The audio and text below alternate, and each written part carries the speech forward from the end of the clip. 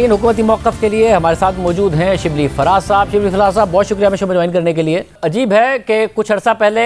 आप कहते थे, हुकूमत कहती थी कि अपोजिशन इदारों के खिलाफ साजिश कर रही है, अब अपोजिशन कह रही है कि हुकूमत इदारों की और चेन ऑफ कमांड के खिलाफ साजिश कर रही है। उतना नुकसान तो मोदी ने नहीं पहुँचाया जितना हुकूमत पहुँचा रही है। ज़ाहिर है जो क़यास सराहियाँ हालिया तकरीरों के साथ शुरू हुई, उसके बाद ये समझा जाए कि जो सेम पेज था वो सेम पेज बरकरार है, या फिर जो आप कह रहे हैं कि ये GHQ के बाहर वाजपेयी साहब कह रहे खड़े हैं इस वक्त अपनी सीवियाँ लेके, वो इस उम्मीद में अगर खड़े हैं कि सेम पेज नहीं रहा है? नहीं, मेरा ख्याल है उन्हें डिसअपॉइंटमेंट होगी, ऐसी कोई बात नहीं है। आई थिंक कि इन वाक़यात को बढ़ा चढ़ा कर पेश किया जा रहा है। आई थिंक कि ये बिल्कुल एक पेज का जो तासुर है वो यही है कि both government and arm forces सारे दे आर सपोर्टिंग डेमोक्रेसी, और जब तक ये इस तरह ही होता रहेगा तो जितनी भी डेमोक्रेटिक गवर्नमेंट आएंगी तो वो they will have their run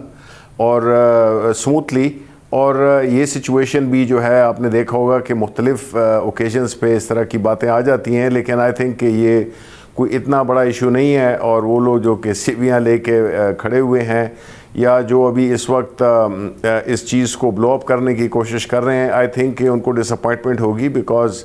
ऐसी कोई सिचुएशन नहीं है, ऐसी बात नहीं है जिसमें कि हम समझें कि कुछ ऐसी कोई टेंशन पैदा हो गई है। तो एज ऑफ नाउ इशू को रिजॉल्व समझा जाए कि ये जो इशू था वो अगर था, क़यास सराहियाँ हो रही थी, शेख रशीद साहब ने भी कहा कि जी आप हुकूमती दीगर वज़रा का उन्होंने नाम दे दिया कि उनसे पूछें कि वो रिजॉल्व हो गया है या फिर हो जाएगा, कोई ऐसी अदम इस्तेहकाम की वजह नहीं बनेगा। नहीं जी, बिल्कुल नहीं, इंशाल्लाह कोई अदम इस्तेकाम, बिकॉज देखिए मुल्क इस वक्त अफोर्ड ही नहीं कर सकता। जब आप हमारे सरहदों पे देखें, हमारे अफ़गानिस्तान की सिचुएशन को देखें या ख़त्े में सिचुएशन को देखें, तो हमारा मुल्क इस चीज़ का बिल्कुल मुतहम्मिल ही नहीं हो सकता। और जैसे कि कल किसी ने कहा कि अपने शहबाज शरीफ ने या मौलाना फजल रहमान ने कि दोबारा इलेक्शन कराए जाएं, तो मेरा ख़्याल है कि ये काफ़ी मज़ाक खेज़ बात है। आई थिंक कि हमें इस मुल्क के जो को दरपेश जो कि एक जो ख़तरात हैं और जो चैलेंजेस हैं रादर हमारे बिकॉज ऑफ आर नेबरहुड और जो मुख्तलिफ़ ख़त्े में तब्दीलियाँ रूनुमा हो रही हैं, उस पर हमें फ़ोकस करना चाहिए। और उसमें उस इशूज़ पे देखें, कुछ इशूज़ पे हम बिल्कुल हमारी सियासी मुखालिफत जो अपोजिशन पार्टी से बिल्कुल ज़रूर है और ठीक ठाक वो मुखालिफत है, लेकिन मैं ये समझता हूँ कि अगर वो बुर्दबारी का सबूत दें और इस किस्म के माहौल में जो कि अभी एग्जिस्ट कर रहा है हमारी इंटरनेशनल सिचुएशन में, हमें कई चैलेंजेस का, और ये हम तारीख़ी तौर पे इस किस्म के चैलेंजेस से हमारा सामना होता आया है। लेकिन जब भी कौम एक खड़ी हुई है, जब तक पाकिस्तान का जहाँ पे इशू आता है, तो मेरा ख्याल है कि हम उसको रिजॉल्व कर लेंगे। तो इस वक्त मेरा ख्याल है सियासी मैच्योरिटी दिखानी चाहिए। और जो सियासी बयानिया है उनका, उसमें वो ये भी कह रहे हैं कि इस हुकूमत को गिराकर फौरी तौर पर इलेक्शन होना चाहिए और इत्तेहादी भी अब साथ नहीं देंगे। अब ये जो इत्तेहादियों से उनकी उम्मीद है,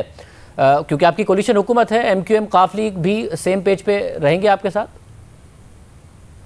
जी इंशाल्लाह बिल्कुल रहेंगे। और मैं ये समझता हूँ कि देखें, इलेक्शंस का अपोजिशन का ये कहना कि इलेक्शंस कराए जाएं तो मुझे नहीं समझ आती। एक तरफ वो कह रहे हैं वोट को इज़्ज़त दो, मतलब है धांधली, ये सारे इश्यूज़ हैं बग़ैर किसी एक मीनिंगफुल किस्म के रिफॉर्म्स के। इलेक्टोरल किस के बेसिस पे कौन कराएगा, कैसे कराएगा, ये सारी चीज़ें जो हैं उन पे तो उन्होंने शुकूक शुबहात खड़े किए हैं। हम तो ये समझते हैं कि अगर इलेक्शन को ट्रांसपेरेंट कर,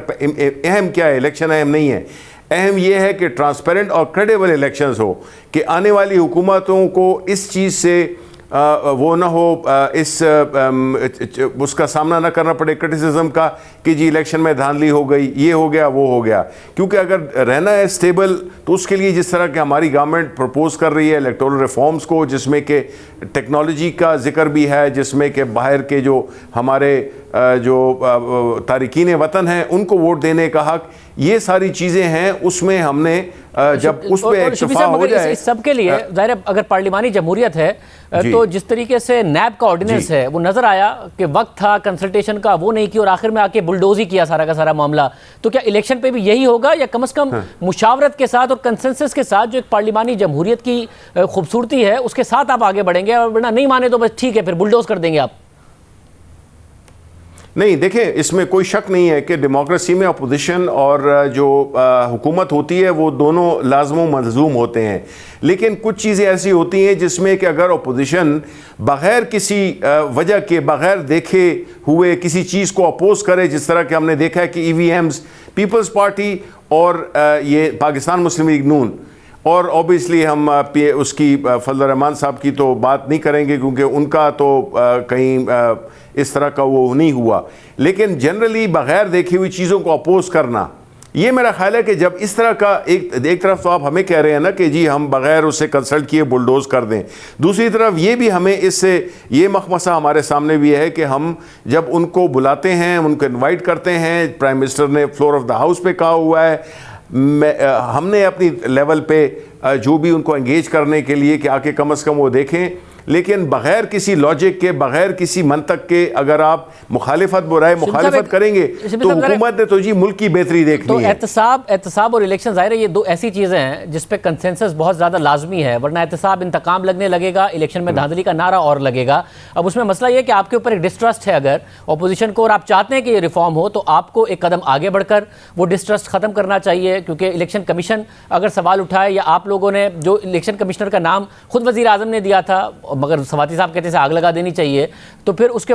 और जो कुछ हुआ डस्का में इलेक्शन में, उसके बाद डिस्ट्रस्ट है ओपोजिशन का कि आप नहीं चाहते हैं ट्रांसपेरेंट इलेक्शन, बल्कि आप चाहते हैं कि आप धांधली करके दोबारा इख्तिदार में आ जाएं, वरना 2018 में इसी इलेक्शन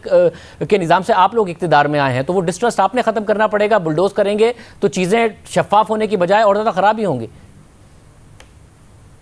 देखें, जहाँ तक इलेक्शंस का ताल्लुक है या उनकी शफाफियत का ताल्लुक है, तो हम तो ये नहीं कह रहे हैं कि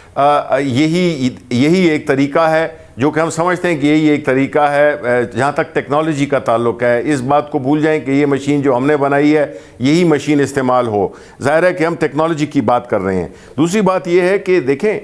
अगर ऐसा नहीं है तो वो कोई अल्टरनेटिव तो दें ना, कोई मुतबादिल तो हमें नहीं देते हैं, कौम को दें कि जी देखें हम इस तरह से इलेक्शन कराना चाहते हैं और हुकूमत इस तरह कराना चाह रही है, तो ये तो बड़ा वो होगा। लेकिन अगर आप कोई मशवरा भी नहीं देंगे, कोई अल्टरनेटिव भी नहीं देंगे, मुतबादिल नहीं देंगे और फिर मुखालिफत करेंगे, तो इससे क्या ज़ाहिर होता है कि आप जो पुराने तरीक़ाकार था उससे आप मुतमईन हैं, बिकॉज वो आपको आपकी इंटरेस्ट को सूट करता है। वैसे आखिर में, यानी कि आप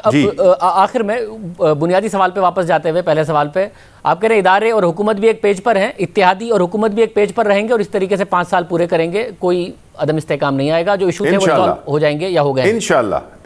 बिल्कुल बिल्कुल बिल्कुल बिल्कुल जी। बहुत शुक्रिया शिबली फराज साहब हमारे साथ मौजूद।